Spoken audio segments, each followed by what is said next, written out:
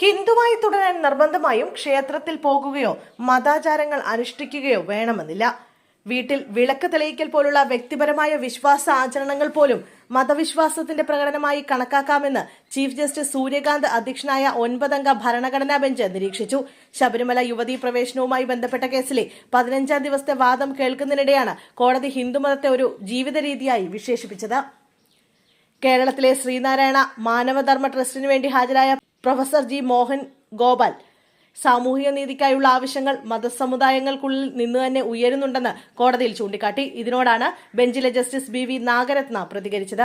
ഇതിനിടെ ഭൂരിപക്ഷത്തിന്റെ തീരുമാനങ്ങൾക്കപ്പുറം ഭരണഘടനാ മൂല്യങ്ങൾക്കാണ് പ്രാധാന്യമെന്ന് ജസ്റ്റിസ് ജോയ് മല്യ ബാഗ്ചി അഭിപ്രായപ്പെട്ടു. ഇന്ത്യ ഒരു ഭൂരിപക്ഷ ജനാധിപത്യമാണെങ്കിലും ഇത് ഭരണഘടനാ ജനാധിപത്യവുമാണ്. അതിനാൽ ഭൂരിപക്ഷത്തിന്റെ തീരുമാനങ്ങൾ ഭരണഘടന അനുസൃതമാണോ എന്ന് പരിശോധിക്കാൻ കോടതികൾക്ക് ഉത്തരവാദിത്തമുണ്ട് എന്നും അദ്ദേഹം വ്യക്തമാക്കി. മതപരമായ വിഷയങ്ങളിൽ ജുഡീഷ്യൽ പരിശോധനയ്ക്കുള്ള സാധ്യത പരിമിതമാണെന്നും കോടതികൾ അത് നിയമനിർമ്മാണ സഭകൾക്ക് വിടണമെന്നും കേന്ദ്രത്തിനു വേണ്ടി ഹാജരാകുന്ന സോളിസിറ്റർ ജനറൽ തുഷാർ മേത്ത പറഞ്ഞപ്പോഴാണ് കോടതിയുടെ പ്രതികരണം. ഇത് ഭൂരിപക്ഷവാദമാകുമെന്ന് ചൂണ്ടിക്കാട്ടി ജസ്റ്റിസ് അമാനുള്ള കേന്ദ്രവാദത്തോട് വിയോജിച്ചു.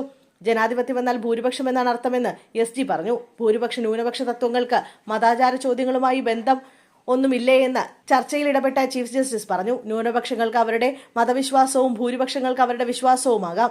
ഭരണഘടനാ പ്രകാരം എല്ലാവർക്കും തുല്യ അവകാശമാണുള്ളതെന്നും ചീഫ് ജസ്റ്റിസ് പറഞ്ഞു. ആർത്തവത്തിലുള്ള സ്ത്രീകളോട് വിവേചനം കാണിച്ചിരുന്ന രീതി നേപ്പാൾ നീക്കം ചെയ്തെന്ന് മുതിർന്ന അഭിഭാഷക ഇന്ദിരാ ജയ്സിംഗ് വാദത്തിൽ പറഞ്ഞു. ഒരാചാരം പിന്തിരിപ്പനാണോ എന്നത് ജുഡീഷ്യൽ കാഴ്ചപ്പാടിൽ കോടതികൾ തീരുമാനിക്കുന്നത് ശരിയല്ലെന്ന് മുതിർന്ന അഭിഭാഷകൻ അഭിഷേക് മനു സിംഗ്വി വാദിച്ചു. വ്യാഴാഴ്ചയും വാദം തുടരും. അമിക്കസ് ക്യൂറിയുടെ ഭാഗം കേൾക്കും. തുടർന്ന് വിധി പറയാൻ മാറ്റാനാണ് സാധ്യത.